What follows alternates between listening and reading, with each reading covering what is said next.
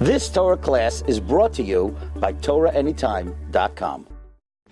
The Pasuk says, in Parshas Bo, the very beginning, Vayomer Hashem al Moshe, God says to Moshe, Bo el Paro, come to Paro, ki ani hichbarati es libo, because I've hardened his heart.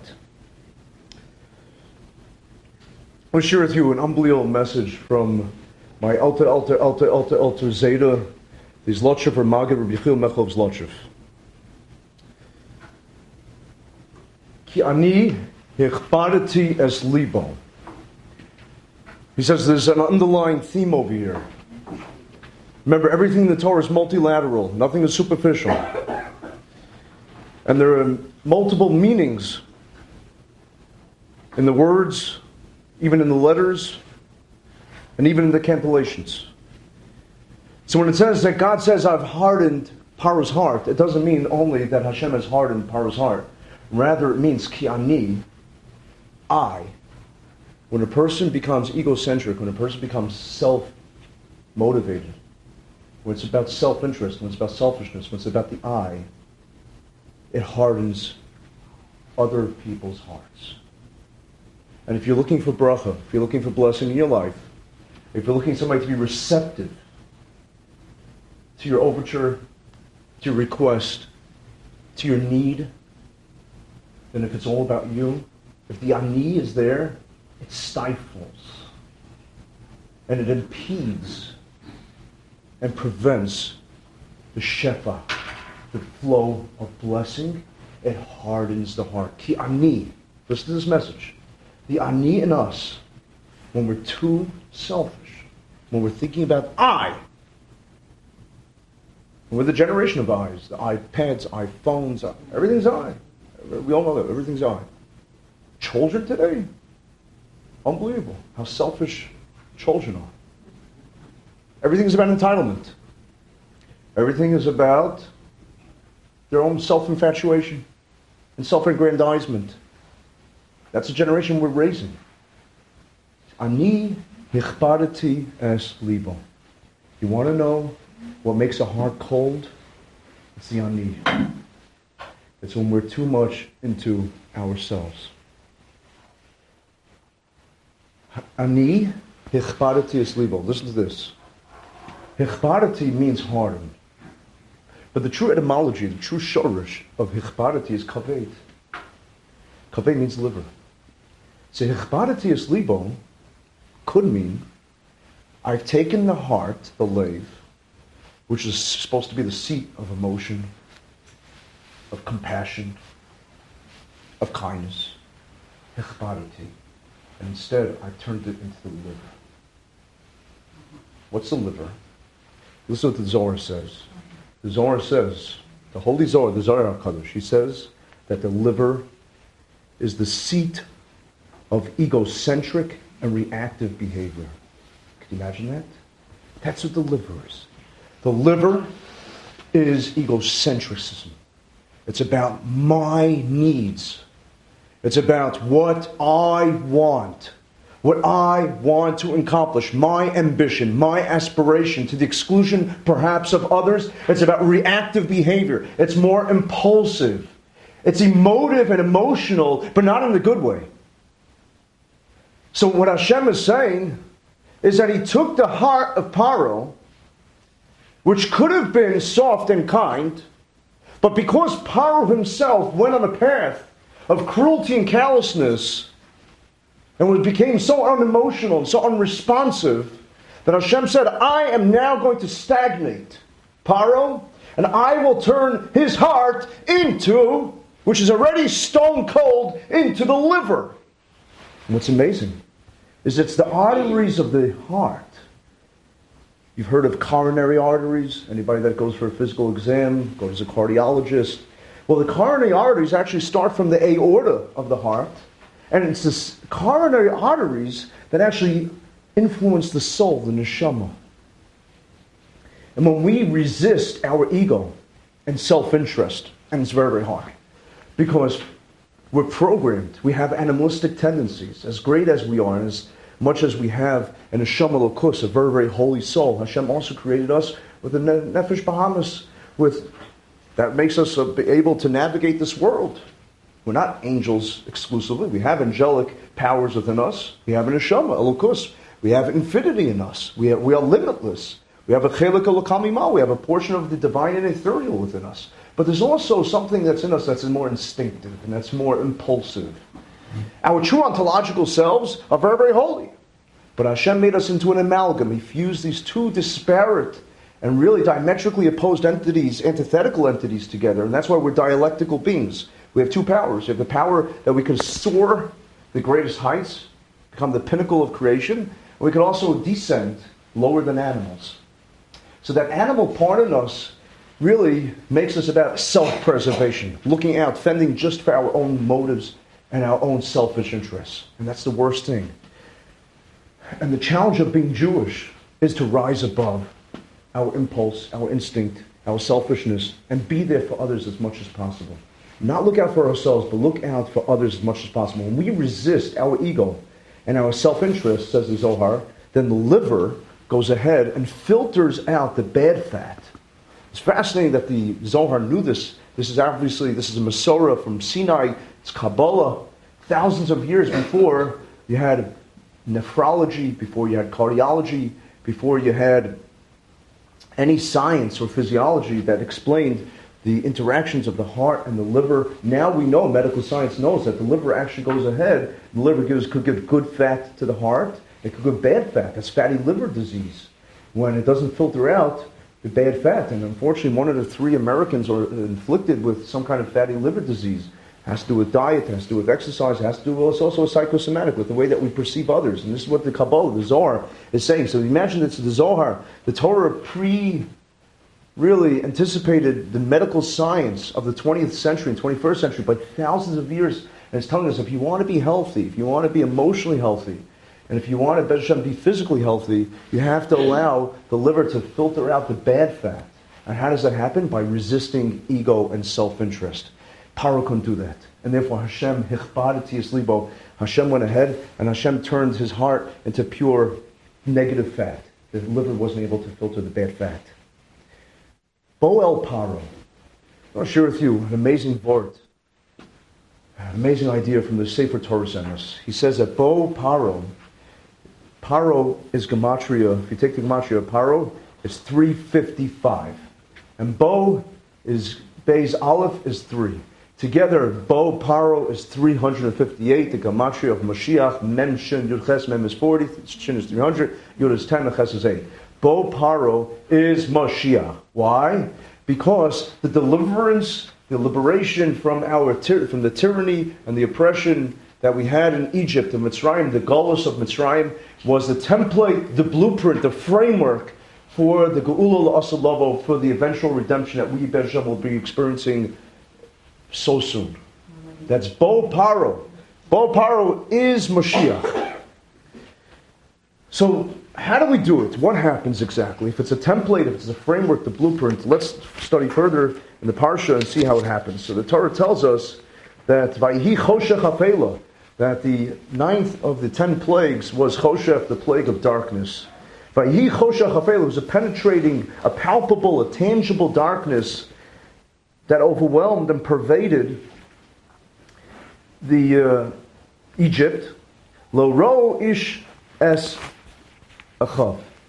That's what the pasuk says. That one man was not able to see his brother. Lo ro ish es achiv. So Sefer Eshkol Mamorim says that when darkness descends, when does darkness descend? And we're at a very, very critical time now. We're really standing at a precipice now. Because the world is so fascinating what's going on in the world now. And there's a lot at risk. And there's a lot of potential reward. There could be tremendous gloom and darkness, or there could be tremendous light and brightness. When this darkness descends, says Eshkol Mamorim, it descends when the trigger for darkness and what precipitates the darkness, the impetus for the darkness, is lo ro ish es achiv. When one man or woman doesn't see his or her brother or sister. When we're immersed and consumed by our own tendencies, by our own impulses, when it's all about our needs, when it's all about our wants. Ro ish sachiv, that precipitates and that spurs on darkness. It means chas v'shalom, accidents. It means calamity. It means catastrophe. It means tragedy. It means danger. The way that we could circumvent, the way that we could prevent darkness from descending is ro ish achiv, is to try our very, very best to stand and step out of our comfort zones, to try to be as great bali chesed as possible, paragons and paradigms to others of chesed, to try our best to look for chesed opportunities, to chase and run after chesed opportunities. Never to say, let the chesed opportunity to come to me, or never to say, it's not convenient for me now, it's not opportune for me now, to run after a chesed opportunity like your life depends on it, because our lives do depend on it. The Chedush Arim, the Heilige Ger Rebbe says, that the pasuk continues, V'lo kamu ish mitachtov, that the darkness was so penetrating and pervasive that it actually was paralyzing, it debilitated the people. They could not get up. They were paralyzed. Lo kamu ish mitachtov. The people could not stand. He says that the darkness, and this is a very, very interesting interpretation, that the darkness was actually reflective, was a reflection of the moral ineptitude and the callousness of the Egyptians. And the Egyptians were a very, very interesting breed. They exhibited tremendous mercy towards animals.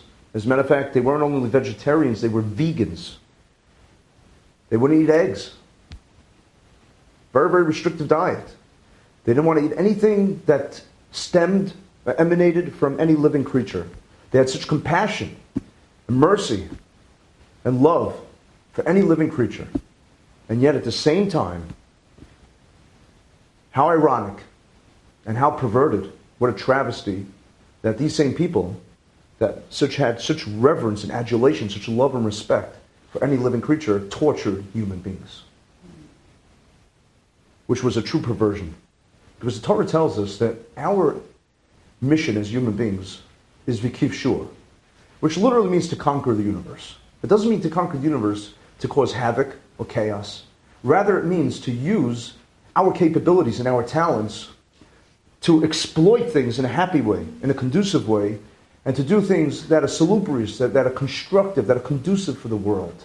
Redu b'dgas hayam ba'ofer shmayim. Hashem says to subjugate, in a sense, Dgas hayam, the fish of the water, and ofer shmayim, the birds. It doesn't mean chas v'shalom to harm any creature, but it means that you are the guardian.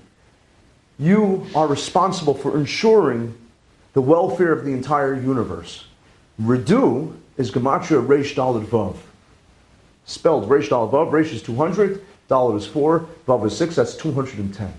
And the idea is that when we misinterpret and misconstrue our charge to be the guardians of the universe and to take care of the inhabitants, inhabitants means the flora, the fauna, all species, then what will happen is that instead, if we have too much compassion and mercy on the animals, we will end up torturing human beings. Redu, that's what happened. 210 was the 210 years that the Egyptians enslaved the Jewish people. So it's a very, very, very tight balance. And the idea is, instead of v'lo kamu ish mitachtov, instead of not being able to get up, to be able to assist and facilitate things on behalf of others, kamu ish mitachtov, get up. Zrizis, have alacrity, care about others. Don't sit on your fanny. I hate to say it. We're all a bad bunch of Americans. Americans are the biggest couch potatoes. It's terrible. People sit there with their popcorn, or they sit there with their fast food and watch television. The sedentary lifestyle contributes to cardiovascular disease and strokes.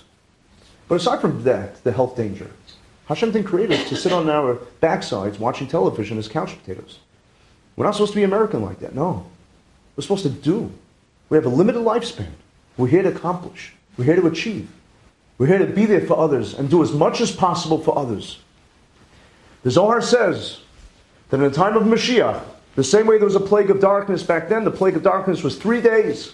And many Jews died. tragically, unfortunately. These were Jews that didn't yearn for Mashiach. These were Jews, perhaps, that were selfish, that didn't care about others. They died. Terrible. Very, very sad that they died. They had to be buried.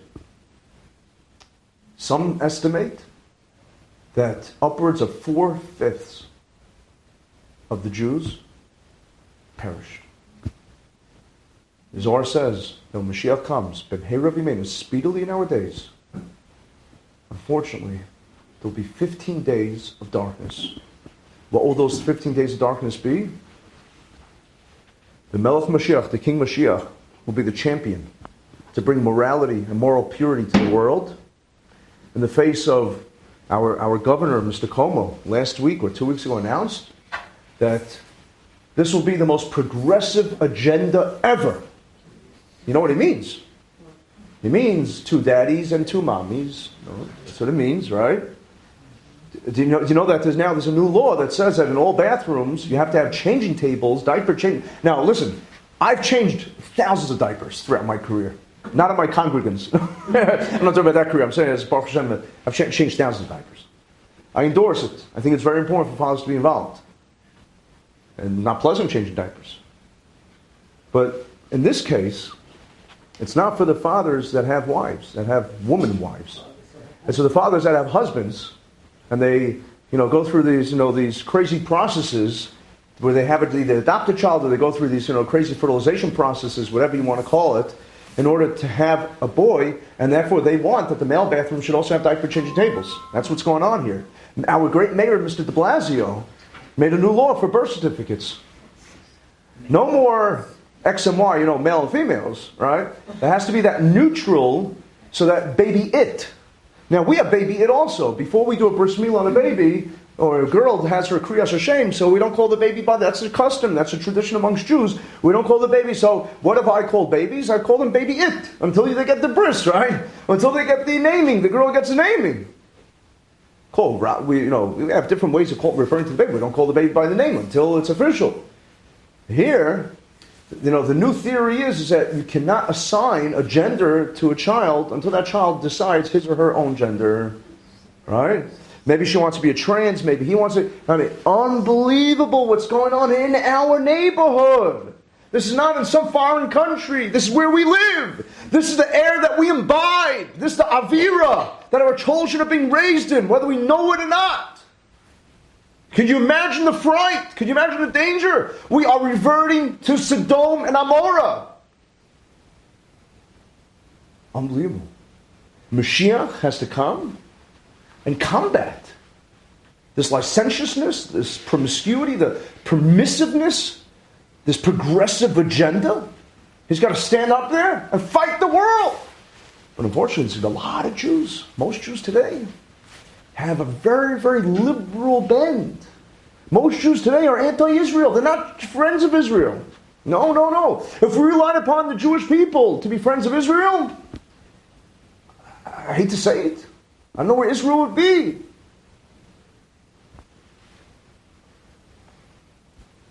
Look at who's the Senate minority leader now. Yeah. Mr. Schumer. Schumer, right? Schumer Yisrael. What a fake, what a fraud, what a joke. From Brooklyn, Mr. Schumer.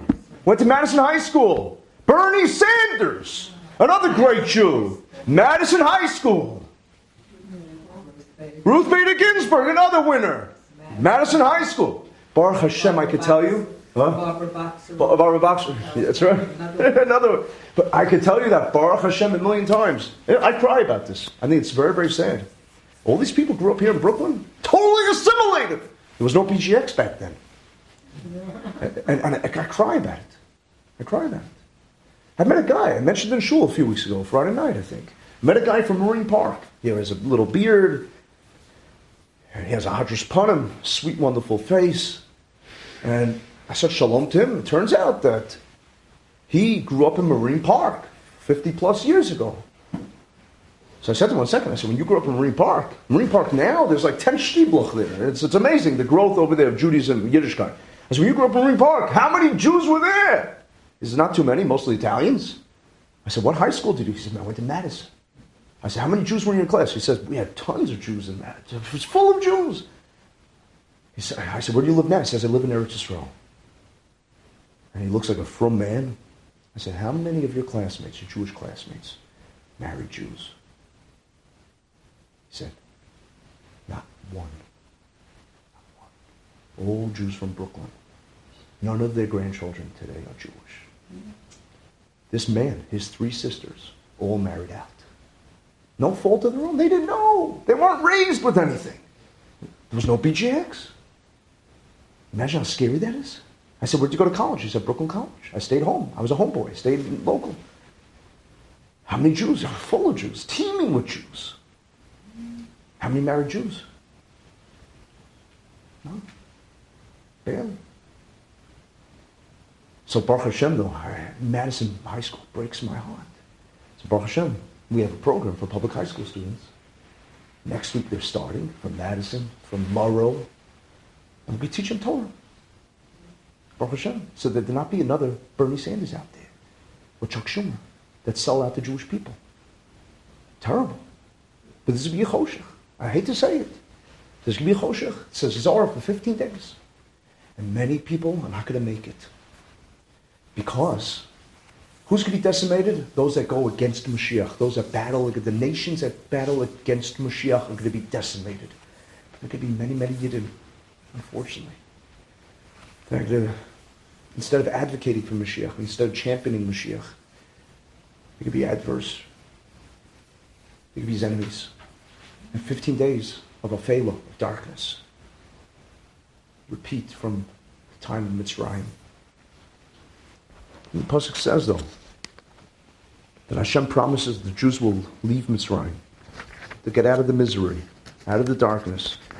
And it says, the Pasuk says explicitly, that the nevuah, that the prophecy that Abraham Avinu was told, that your children will be enslaved, they'll be persecuted, but they will leave with bounty and booty, and they will leave very rich, will happen. And therefore Moshe Rabbeinu says to the Jewish people that he gives them a command, and it says like this, and Hashem says, Daber na b'aznei ha'am, speak Moshe Rabbeinu, please, in the heirs of the nation, v'yishalu ish me'es re'eu v'ish me'es re'usa klei kesef v'klei zav, that you should borrow, each from his or her friend, vessels, utensils of gold and silver and gold. Here's the question. Why does it say v'yishalu, they should borrow? Not borrow. They were keep. The Egyptians would end up all dead, drowned in the sea. So why does it say borrow? It should say they should take. So as a matter of fact, Rabbeinu Bachai and the Rashbam both say that the Yishalu over here does not mean borrow. It comes to the lashon of Achash Sho'alti Me'es Hashem Ki David HaMelech.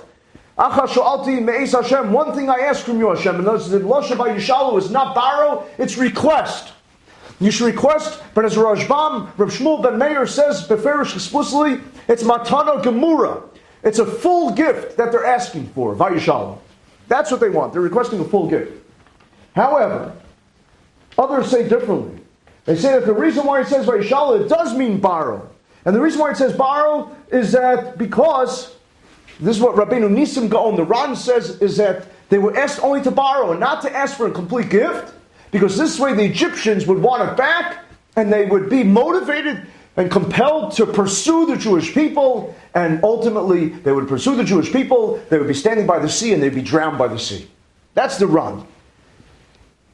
Or Moshe of Lelov says, the Heilige Lelever, the tzaddik from Lelov, he says that the reason why they were told to borrow is because this way there would be a debt. The Jewish people, it's not that they have these possessions, but they really weren't entitled to it. They borrowed it. And this way they would never feel a desire to go back to Egypt because nobody wants to face the lender. And therefore they would never want to go back to Egypt.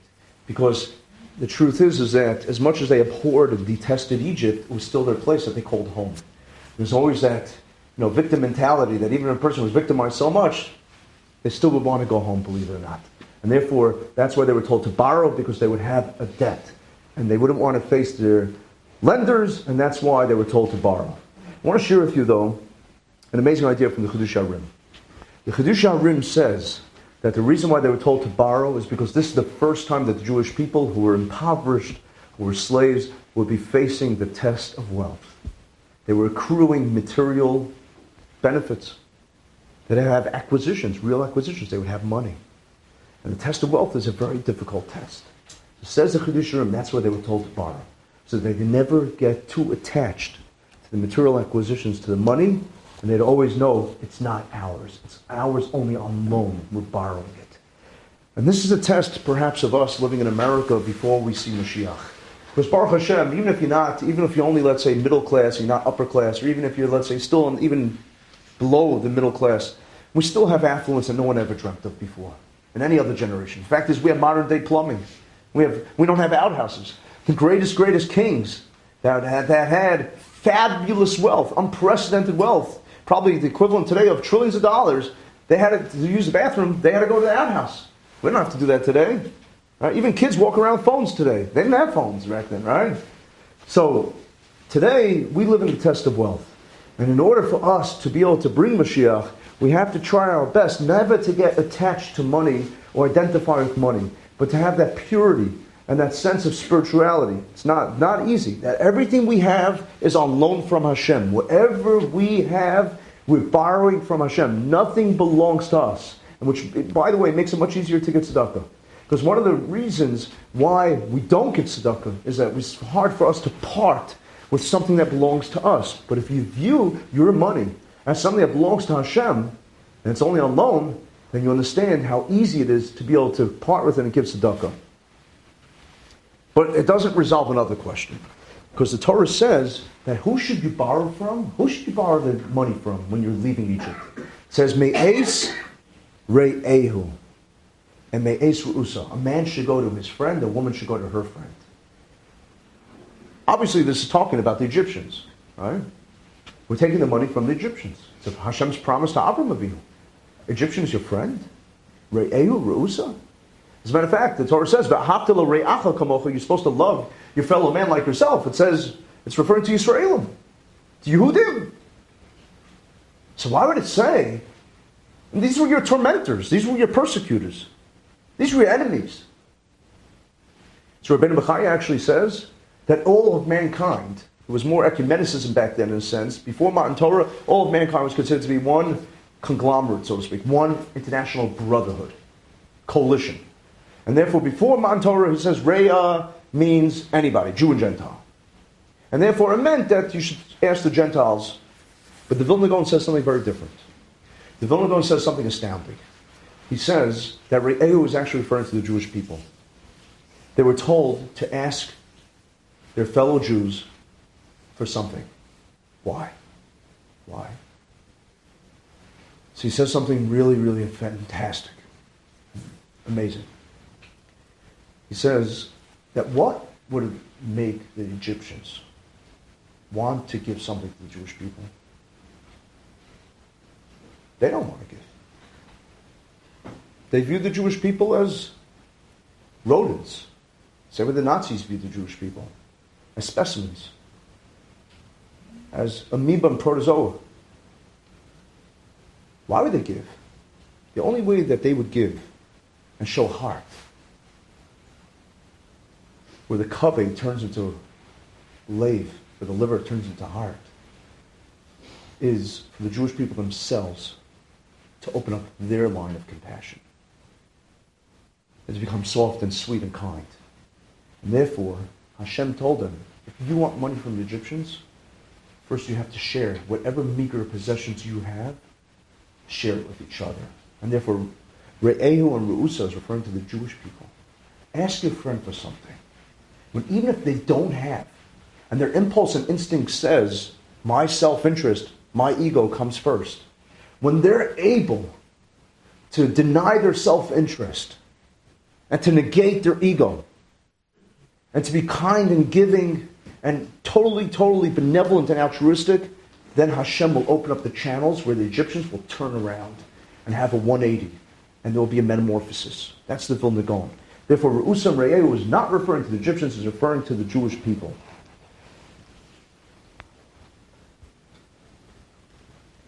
And as the Sefer, the Toldos Adam says, that the Pasuk continues, Vayitin Hashem eschena am be'enim Mitzrayim.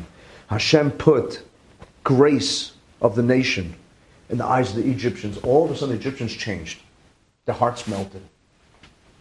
All of a sudden, they saw in the Jewish people chen, a certain type of charisma, call it, a certain type of grace, a certain type of connection. How did it happen? So the Sefer Toldos Adam says that when we are kind to one another, our enemies have no shlita. Our enemies have no dominion or jurisdiction over us.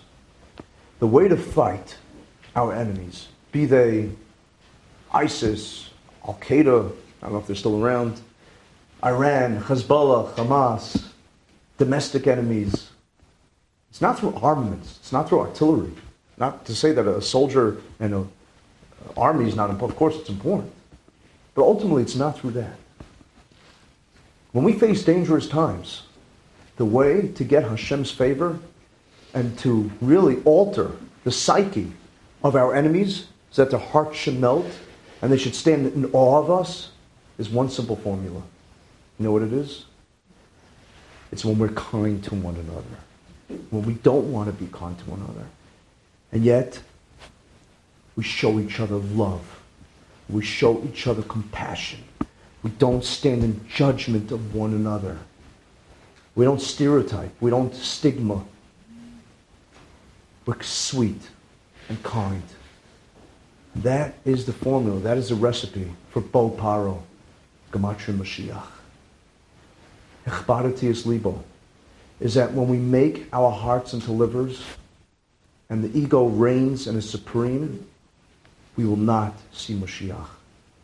But when we allow ourselves for self-abnegation to a degree, to turn away from our own self-interest and think about Klal Yisrael, think about the larger Jewish people.